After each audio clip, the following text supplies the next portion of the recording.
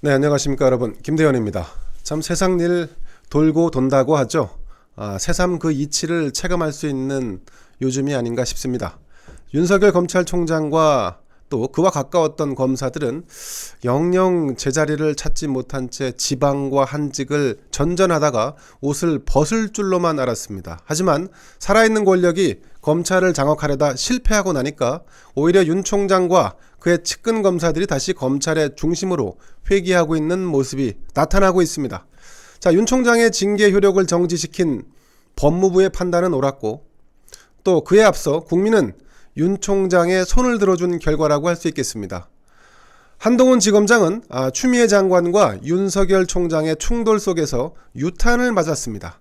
추미애 장관 입장에선 한동훈이 윤 총장의 오른팔이라는 판단을 한 것 같은데요. 유시민 등 민주당 사람들도 윤석열을 내치는데 상당 부분 시간이 좀 필요하다면 그 전에 윤의 참모 역할을 해왔던 윤 총장의 참모였던 한동훈부터 내치자 이렇게 생각을 한 것 같습니다. 몸통을 자를 수 없다면 수족을 자르는 이런 심산 아니었을까요? 한동훈은 검찰 내부에서 가장 잘 나가는 가장 수사를 잘하는 특수통 검사였습니다. 그러다 조국 전 장관 일가에 대한 수사를 지휘했고 그 이후로 추미애가 장관이 된 직후 부산고검 차장검사로 좌천시킵니다. 위선의 대명사 조국을 사랑했던 문재인 정권의 인사들. 자, 한동훈에 대해서는 이 정도 인사 조치로도 부족했던지 이번에는 이른바 검언유착 의혹을 기정사실화하고 법무연수원 용인분원, 진천분원으로 잇따라 좌천시켰습니다. 검찰을 떠나라는 추미애의 무언의 압박이었지만 한동훈은 버텼습니다. 윤석열 총장을 끝까지 믿고 기다린 거죠. 검언유착 의혹은 채널A 이동재 기자가 신라젠 주가 조작 사건을 취재하는 와중에 유시민에 대한 정보를 캐 보도하려 했으나 성과를 내지 못한 그런 사건이었습니다. 자, 그 과정에서 이동재 기자가 취재진, 구속돼 있는 사기꾼입니다. 이 취재진에게 진술을 강요했고 한동훈 지검장을 접촉한 사실이 알려지면서 이거를 엮어 넣었죠.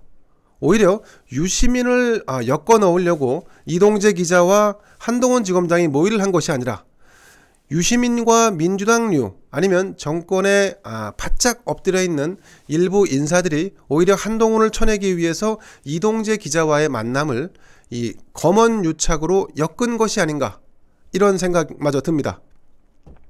자, 사기꾼의 발언을 기초로 한 언론 보도, 이를 토대로 추미애 라인이 수사와 감찰을 벌이는 이런 공작성 작업이 진행됐습니다.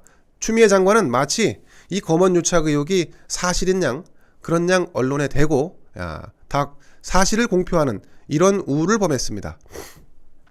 자, 하지만 검찰 수사 결과 검언유착의 흔적은 전혀 나오지 않았습니다. 무혐의 처리해야 한다는 서울중앙지검 수사팀 보고를 뭉갠 사람이 바로 추미애 라인의 이성윤 서울중앙지검장이었습니다. 자, 이제 상황이 역전될 처지에 놓였습니다. 한동훈은 1월 중순으로 예정된 검찰 인사를 통해서 지검장으로 복귀할 것 같습니다. 이성윤에 대해서는 좌천성 인사가 논의되는 반면에 한동훈은 지검장으로 복귀해서 그동안 자신을 괴롭혔던 음해성 공작에 대해 칼을 댈 수 있는 그런 자격을 갖게 될 것 같습니다. 특히 한동훈의 휴대폰을 강제로 빼앗기 위해서 몸을 날렸던 정진웅 부장검사 독직 폭행 혐의로 수사를 받고 있는데요. 자, 이에 대해서도 추가 조치가 취해지지 않을까 싶습니다. 한동훈은 내심 서울중앙지검장으로 화려한 복귀를 꿈꾸고 있다고 합니다. 적어도 대검찰청으로는 복귀해서 윤석열 총장 옆을 지키겠다는 의지가 강하다는 게 언론의 시각입니다.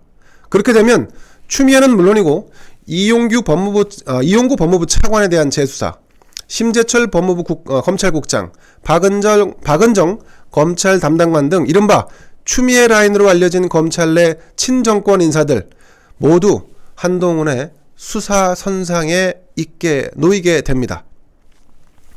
법무부 장관 후임자로 내정된 박범계 의원도 마찬가지입니다. 오늘 언론 보도에 따르면 박범계는 지난 8년 동안 재산 신고를 축소, 누락해온 것이 드러났습니다. 충북 영동군의 임야 약 6,000평을 고의든 실수든 누락한 사실이 축소한 사실이 드러났는데 이런 재산 축소 신고는 말이죠, 여러분, 국회의원 당선이 무효화될 수 있는 정도로 중대한 사안입니다. 물론 이미 선거법 위반에 대한 공소시효는 지났다고 합니다. 하지만 시민단체가 가만히 두고 볼 일이 아니죠. 고발을 할 것으로 보이고요. 수사에 착수하게 된다면 서울중앙지검이 나서게 될 공산이 큽니다. 지난해 1년 동안 추미애가 인사권을 틀어지고 관례였던 검찰총장의 인사추천을 묵살해 왔는데요. 이제 청와대 민정수석도 이 현 정권 최초로 검찰 출신 신현수 민정수석이 임명되지 않았습니까?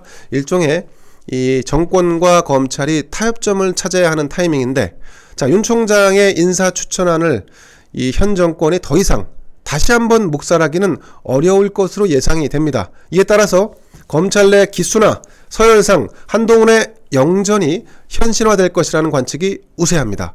자, 한동훈이 서울중앙지검장으로 화려하게 복귀할 경우 윤석열 검찰의 힘은 더 강력해질 것으로 보입니다. 일부 정권과의 타협 지점은 있겠지만 이 부분은 예측하기 어려운 상황이라서 나중에 추가적으로 취재 후 설명을 드리겠습니다. 자, 윤 총장의 또 다른 측근 윤우진 사법연수원 부원장도 고검장 승진이 유력하게 검토되고 있습니다.